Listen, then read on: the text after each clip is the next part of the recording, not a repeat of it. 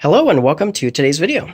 So on the workbench today, we have newly assembled Pack Sniffer 2s. So I went ahead and already programmed the bootloader on all of them. So next, we're ready to test the microSD interface, which is going to load in the test program for the 14-pin connector. And then that will test our CAN bus on that side, so we can read out the micro that's in here in the simulated Nissan Leaf battery pack. Got a couple LEDs for the power lines when they come on. We're going to test the contactor drivers and the pre-charge driver. And then we've also got, there's two more relays in this box, which will turn on the red and green LED. And then we've got two analog input pots here. And that'll essentially test everything that's on the 14-pin connector side. And then I've got another micro SD card that I plug in to test the other side, but I'll do all the one side connector first, 14-pin connector before switching to the other.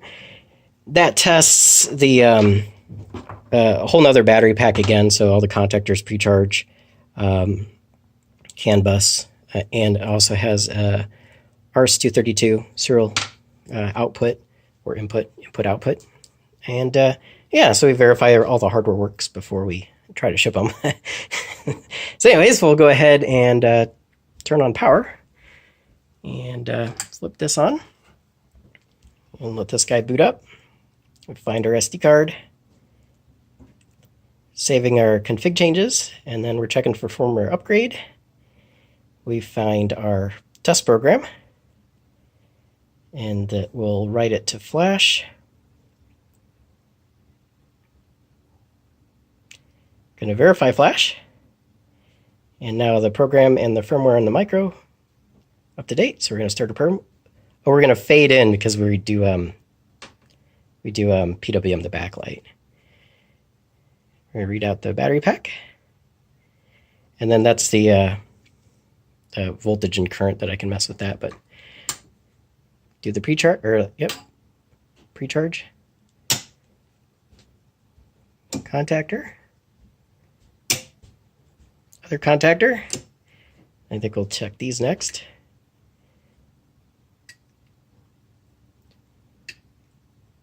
So it looks like all of our I/O works, and then we've got the pots to adjust here. So we should get to 12 volts. Pretty close to it. Well, 12.02. Verify the other one works. Nice and smooth. Yeah, right on the hairy edge of 12 volts. So yeah, I'd say that everything is working on this particular Pack Sniffer 2. So I'm going to go ahead and test the rest of them, make sure they're all good. And so I only have 2 ABS cases left. These ones are kind of like what I would consider B grade because yeah, they're kind of not really machined very well, but we'll sell them. I mean, I can maybe touch them up with a file, but they're kind of, I don't know, if you want an ABS case, I've got 2 left. I did try, because they're out of them at DigiKey, and I can order from the manufacturer, but they got a minimum quantity. And then I got a quote on how much it would cost to actually machine these out, and it ended up being like $75 a case or something like that for the quantities I'm looking at. So I decided to try 3D printing it. So this is my 3D printed version of the case. It came out okay. I mean, it's not too shabby. I mean, it's good enough that you can interchange the parts. Like it fits, so it looks pretty good. But yeah, I don't know. I think what I'll do is the only issue I have is I want to go and change the model because I had I don't know if you can see, but maybe a little bit of delamination on the bosses when I put the screws in.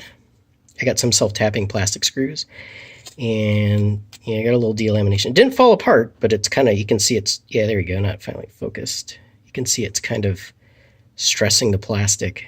So these are made out of PLA, so don't expect it to be super strong. But I think what I'm going to do is we're going to sell the Pack Sniffer 2 without the case. Because a lot of people aren't even using the case. They're just going to mount this in their dash or on the display or, wherever they want to mount it. And they don't actually need the case. So that works out. And if I make the case file available on the website, like the 3D model for the case and 3D model for the plug, then you can print them. You can, there are companies out there that you can pay to print the file, the 3D file, the STL file.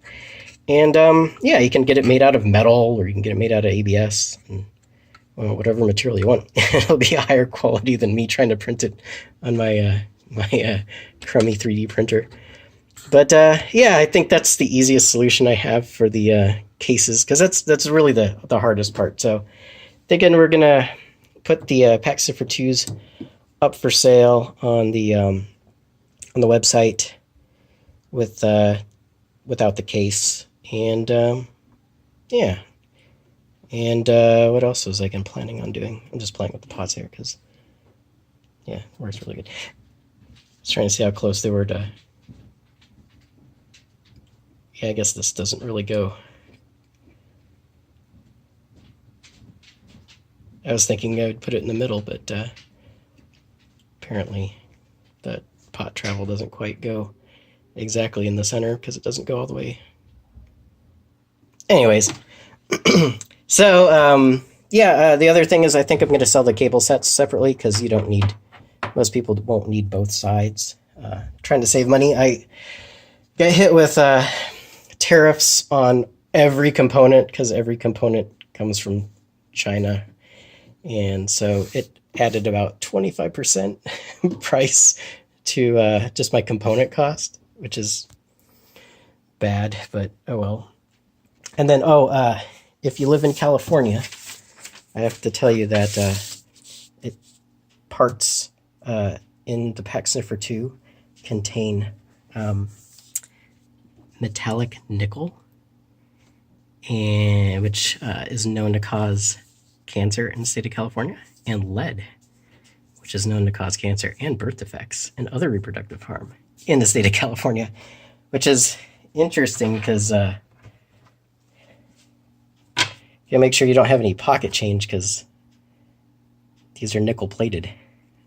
And nickel is part of the actual metal in a nickel. But apparently they don't use pocket change in California, so it's okay. Anyways, yeah, that's the current status. So I just got to program the rest of them and get them up and running. And yeah, that's it. Thanks for watching. Bye.